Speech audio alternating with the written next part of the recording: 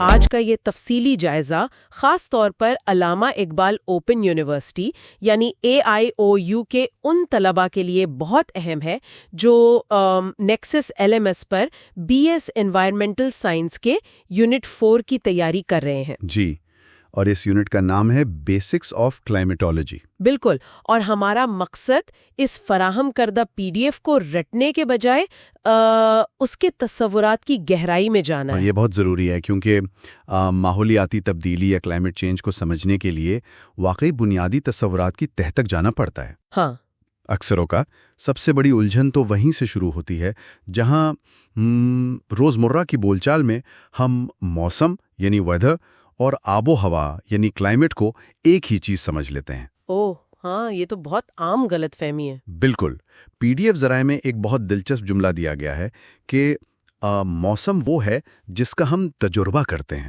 اور آب و ہوا وہ ہے جس کی ہم توقع کرتے ہیں۔ اچھا، یعنی توقع کرتے ہیں۔ جی، مطلب اگر ابھی باہر تیز ہوا چل رہی ہے یا بارش ہو رہی ہے تو وہ موسم ہے جو چند منٹوں یا گھنٹوں میں بدل سکتا ہے۔ صحیح۔ اس تصور کو ذہن میں بٹھانے کے لیے میں اکثر ایک موڈ مقابلہ شخصیت والی تشبیہ کے بارے میں سوچ رہی تھی۔ موڈ مقابلہ شخصیت، یہ کیسے؟ مطلب موسم کسی انسان کے آج کے موڈ کی طرح ہے نا۔ ہو سکتا ہے آج وہ غصے میں ہو یا بہت خوش ہو، لیکن آب و ہوا اس کی مجموعی شخصیت کی طرح ہے جو کئی سالوں کے مشاہدے کے بعد بنتی ہے۔ زبردست، یہ تشبیہ بالکل درست بیٹھتی ہے۔ امتحانی نقطہ نظر سے بھی یہ فرق بہت اہم ہے، خاص طور پر جب میٹرولوجی اور کلائمیٹولوجی کے درمیان فرق پوچھا جائے۔ تو میٹرولوجی شارٹ ٹرم ہے؟ جی بالکل، میٹرولوجی محض قلیل مدتی موسمیاتی پیشگوئی یعنی شارٹ ٹرم ویدر فورکاسٹنگ کا علم ہے، جبکہ کلائمیٹولوجی طویل مدتی کلائمیٹ پیٹرنز کا مطالعہ ہے۔ اور طویل مدتی سے کیا مراد ہے؟ کوئی خاص وقت مقرر ہے اس کے لیے؟ جی ہاں، اگر ہم اسے وسیع تر تناظر سے جوڑیں تو بین الاقوامی سطح پر اس کے لیے ایک معیار مقرر کیا گیا ہے جسے کلائمیٹ نارمل کہتے ہیں۔ اوہ، کلائمیٹ نارمل؟ بالکل، اور یہ دورانیہ 30 سال کا ہوتا ہے۔ 30 سال؟ اتنا لمبا عرصہ کیوں؟ 30 سال کا عرصہ اس لیے چنا گیا کیونکہ موسمیاتی اعداد و شمار میں کسی بھی قسم کے غیر معمولی اتار چڑھاؤ کو متوازن کرنے اور ایک قابل اعتماد اوسط نکالنے کے لیے اتنا وقت درکار ہوتا ہے۔ صحیح۔ اور یہ ساری سرگرمی، چاہے وہ آج کا موسم ہو یا 30 سال کی آب و ہوا، ہماری زمین کے غلاف یعنی کرۂ ہوائی میں ہو رہی ہے نا؟ بالکل، ارتھس ایٹماسفیئر میں۔ جب میں ذرائع میں کرۂ ہوائی کی ترکیب یعنی اس کی کمپوزیشن کو دیکھ رہی تھی تو اعداد و شمار واقعی حیران کن تھے۔ مطلب 78% نائٹروجن، 21% آکسیجن اور 0.9% آرگون، یہ سب ملا کر تو 99.9% بن جاتا ہے۔ جی، اور باقی کیا بچتا ہے؟ وہی 0.1%، یعنی وہ تمام گیسز جن پر پوری دنیا میں بحث ہو رہی ہے، جیسے کاربن ڈائی آکسائیڈ اور میتھین، وہ محض اس معمولی سے حصے میں آتی ہیں۔ ہاں، اور یہاں جو بات سب سے زیادہ حیران کن ہے وہ یہ ہے کہ یہ بظاہر معمولی حصہ ہی دراصل زمین کا تھرموسٹیٹ ہے۔ واہ!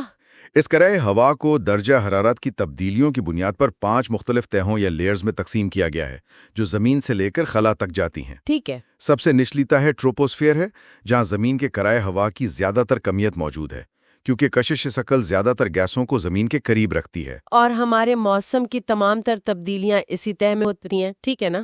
بالکل درست، اور اس کے اوپر جو دوسری تہ ہے وہ اسٹریٹوسفیئر ہے۔ اچھا، یہاں مجھے ہمیشہ یہ تجسس رہتا تھا کہ یہ تہیں آپس میں گھل مل کیوں نہیں جاتی؟ مطلب ہوا تو حرکت کرتی ہے نا؟ یہ بہت اچھا سوال ہے۔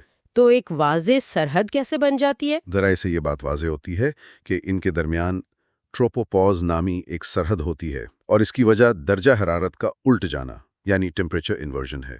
ٹیمپریچر انورژن یعنی الٹ جانا؟ جی دیکھیے، اسٹریٹوسفیئر میں اوزون گیس کے مالیکیولز ہوتے ہیں جو سورج کی خطرناک الٹرا وائلٹ شعاؤں کو جذب کرتے ہیں، UV ریز کو۔ بالکل، اس جذب کرنے کے عمل سے وہاں حرارت پیدا ہوتی ہے جس کی وجہ سے اسٹریٹوسفیئر کا اوپری حصہ گرم ہوتا ہے۔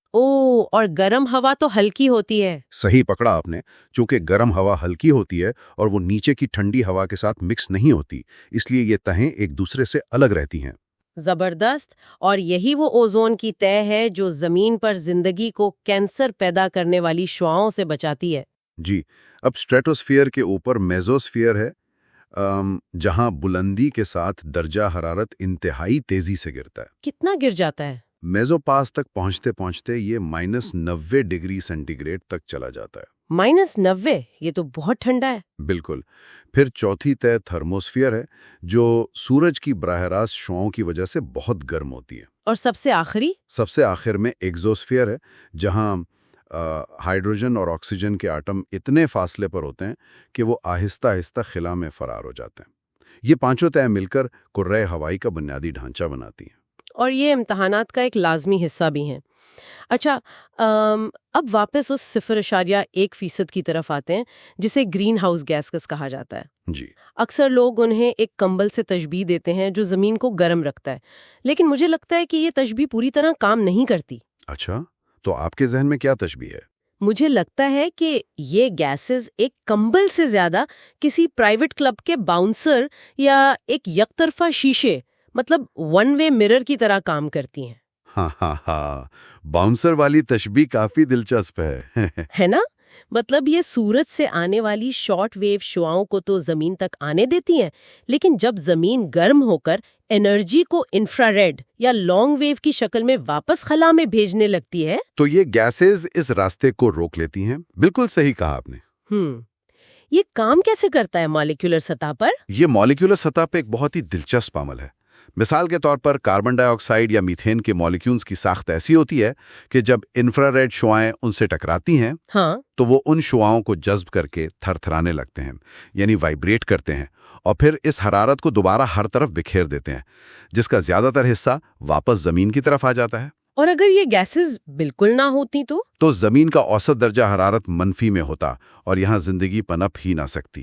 یعنی یہ بری نہیں ہے، بس ان کی زیادتی بری ہے. بالکل. مسئلہ اس وقت پیدا ہوا جب صنعتی انقلاب کے بعد انسانوں نے فوسل فیولز کو جلانا، جنگلات کی کٹائی اور بے تحاشا زرعی سرگرمیاں شروع کر دیں. اچھا، یہاں پر میتھین گیس کا ذکر کرنا بہت ضروری ہے، کیونکہ PDF کے مطابق اس میں حرارت کو قید کرنے کی صلاحیت CO2 کے مقابلے میں 20 گنا زیادہ ہے. واقعی 20 گنا؟ جی ہاں، 20 گنا زیادہ گلوبل وارمنگ پیدا کرتی ہے. اس کی وجہ یہی ہے کہ اس کی کیمیائی ساخت انفرا ریڈ حرارت کے ایک خاص بینڈ کو بہت زیادہ مؤثر طریقے سے جذب کرتی ہے. اور اس کے ذرائع کیا ہیں؟ ذرائع میں زراعت، جانوروں کی افزائش یعنی لائف سٹاک، اور کوڑے دان یعنی لینڈ فلز شامل ہیں. یہ بہت اہم پوائنٹ ہے. اس کے علاوہ تیسری اہم گیس نائٹرس آکسائڈ ہے، جو نہ صرف وارمنگ کرتی ہے بلکہ اوزون کی تہ کو بھی تباہ کرتی ہے. اور چوتھی گیس سلفر ڈائی آکسائڈ ہوگی، جو آتش فشاں اور کوئلے کے جلنے سے نکلتی ہے. بالکل. تو اس سب کا کیا مطلب ہے؟ ان تمام گیسز کے اضافے سے ہو کیا رہا ہے؟ ان کے مسلسل اضافے سے ایک ایسا ماحولیاتی جال بن چکا ہے جس نے عالمی درجہ حرارت میں نمایاں اضافہ کر دیا ہے. تخمینہ ہے کہ 1 صدی کے دوران زمین کا درجہ حرارت میں 3 ڈگری تک اضافہ ہو سکتا ہے. 3 ڈگری؟ لیکن یہاں میرے ذہن میں ایک سوال ابھرتا ہے جو بظاہر بہت منطقی لگتا ہے. جی پوچھیں. اگر زمین کا درجہ حرارت بڑھ رہا ہے تو سمندروں سے پانی بھی تو زیادہ بخارات میں تبدیل ہو رہا ہوگا، ہے نا؟ بالکل، واٹر ویپرز بن رہے ہیں. تو کیا ان آبی بخارات سے زیادہ بادل نہیں بننے چاہیے جو سورج کی روشنی کو واپس خلا میں دھکیل کر زمین کو ٹھنڈا کر دیں؟ یہ ایک پیچیدہ مگر بہت ہی اہم نکتہ ہے، اور PDF اس بات کو واضح کرتی ہے. اچھا. کہ پانی کے بخارات بذات خود ایک انتہائی طاقتور گرین ہاؤس گیس ہیں. کیا؟ واقعی؟ جی ہاں. جب درجہ حرارت بڑھتا ہے تو فضا میں آبی بخارات کو روکے رکھنے کی صلاحیت بھی بڑھ جاتی ہے. مطلب وہ باؤنسر والا شیشہ مزید موٹا ہو جاتا ہے؟ بالکل. یہ بخارات مزید حرارت کو قید کر لیتے ہیں. اسے سائنس کی زبان میں پازیٹیو فیڈ بیک لوپ کہا جاتا ہے.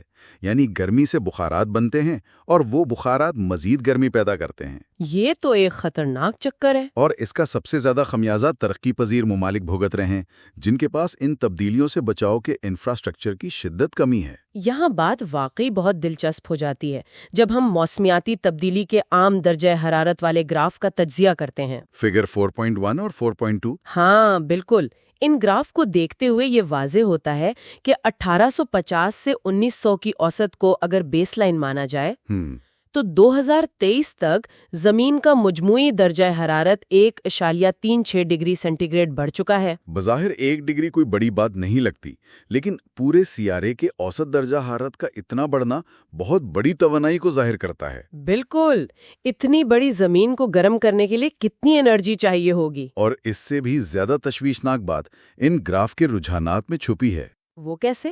اگر 1994 سے 2023 کے پچھلے 30 سالوں کے ڈیٹا کو دیکھا جائے تو درجہ حرارت میں اضافے کی رفتار طویل مدتی ریکارڈ کے مقابلے میں کہیں زیادہ تیز ہے۔ مطلب پچھلے 30 سالوں میں تیزی آئی ہے؟ جی، ہر گزرتی دہائی پچھلی دہائی سے زیادہ گرم ہو رہی ہے، اور 2023 تو ریکارڈ پر سب سے گرم سال ثابت ہوا ہے۔ لیکن کچھ قدرتی اسباب بھی تو ہوتے ہیں نا، جیسے آتش فشاں وغیرہ۔ بالکل، قدرتی اسباب ہوتے ہیں جیسے زمین کے مدار میں تبدیلیاں، آتش فشاں کا پلٹنا یا سورج کی سرگرمیوں میں تغیرات، لیکن موجودہ دور کی یہ تیز ترین تبدیلی خالصتاً انسانی سرگرمیوں کا نتیجہ ہے، یعنی ہیومن کازز۔ اور اس تیز ترین اضافے کے اثرات اب ہماری روزمرہ زندگی کا حصہ بن چکے ہیں۔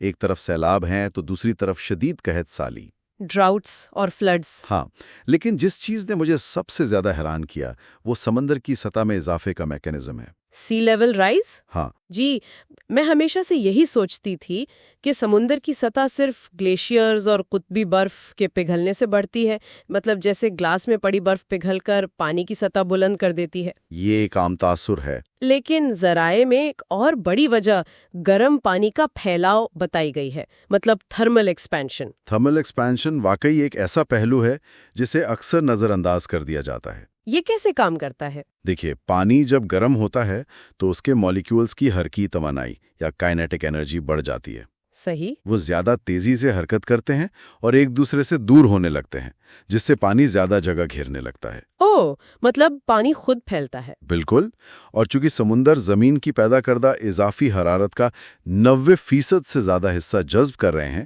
اس لیے ان کا حجم طبعی طور پر بڑھ رہا ہے۔ واہ، یہی وجہ ہے کہ ساحلی آبادیوں کو ڈوبنے کا خطرہ محض برف پگھلنے سے نہیں بلکہ سمندر کے اس پھیلاؤ سے بھی ہے۔ جی، اور ان سمندروں کا زیادہ کاربن ڈائی آکسائڈ جذب کرنا پانی کو تیزابی بھی بنا رہا ہے۔ ایسیڈک پانی؟ ہاں، جو سمندری حیات خاص طور پر مونگے کی چٹانوں یعنی کورل ریفز کے لیے تباہ کن ہے۔